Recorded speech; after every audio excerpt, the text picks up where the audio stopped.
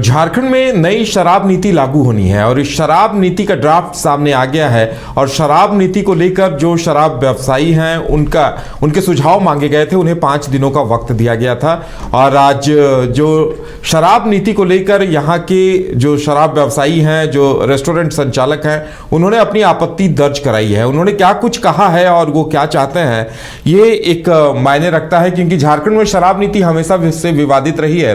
कभी झारखंड में शराब नीति अभी प्लेसमेंट एजेंसियों के जरिए, वहां के लोगों के जरिए सरकार खुद बिक्री करवा रही थी, लेकिन अब सरकार ने संकेत दिए हैं कि अब शराब नीति फिर से बदलनी जा रही है और कारोबार को अब फिर से एक बार निजी हाथों में देने की तैयारी है। ज्यादा जानकारी के लिए इस वक्त हमारे साथ हमारे संवाददाता अमित जुड़ गए हैं। अमित, जो शराब व्यापारी हैं, जो रेस्टोरेंट संचालक हैं, उन्होंने इस नीति को लेकर आपत्तियां जताई हैं, क्या कुछ कहना है उनका, किस बिंदु पर ऐतराज है उन्हें? जी बिल्कुल, बता दें कि मॉडल शॉप को लेकर के जो नई उत्पाद नीति में बात चल रही है, उनको लेकर के इन्हें तकलीफ है। इनका साफ तौर पे कहना है कि जिस प्रकार से मॉडल शॉप अगर ओपन किया जाता है तो कहीं ना कहीं जो रेस्टोरेंट और बार संचालकों को काफ़ी परेशानी हो सकती है। परेशानी इसलिए हो सकती है क्योंकि अब जब नए मॉडल शॉप की बात आती है तो शराब दुकान में ही बैठ कर के जो भी जाएंगे, वहाँ जो भी उनके जो ग्राहक है वो जाएंगे और वहीं भी बैठ के शराब का सेवन कर सकते हैं। ऐसे में जो बार की जो क्षमता है, बार की जो जाके लोग बैठ के जो ड्रिंक करते हैं, अब उनको कहीं ना कहीं उसमें घाटा नज़र आएगा। यानी कि जो लोग जगह खोजते हैं पीने के लिए, शराब का सेवन करने के लिए, अब कहीं ना कहीं उस शराब दुकान पे ही जो मॉडल शॉप होगा उसमें ही बैठ करके पिएंगे। अब इसको लेकर के उन्हें तकलीफ है। उनका साफ तौर पे कहना है कि हम लोग साल में एक बार हम लोग को जो मिलता है, लाइसेंस मिलता है, लेकिन उसी लाइसेंस में काफ़ी प्रतिक्रियाएँ सबको गुजरना पड़ता है, काफ़ी प्रक्रियाओं से गुजरना पड़ता है और उसके बाद हम लोग को लाइसेंस मिलता है। और उसके अलावा बावजूद भी कोटे के साथ कहीं ना कहीं हम लोगों को शराब बेचने की अनुमति रहती है। उसका ये भी साफ तौर पे कहना है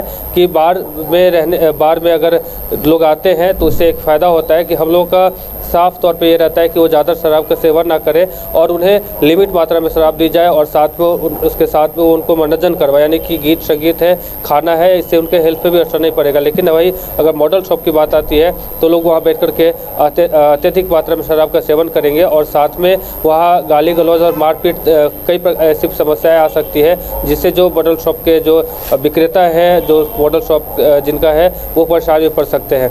साफ तौर पर उनका ये भी कहना है कि जिस प्रकार से नई शराब नीति आई है, हम लोग इसका विरोध कर रहे हैं और कहीं ना कहीं इससे सरकार, समाज और तमाम ऐसे बार संचालकों हैं, चाहे रेस्टोरेंट वाले हैं, उनको कहीं ना कहीं इस चीज़ से घाटा है।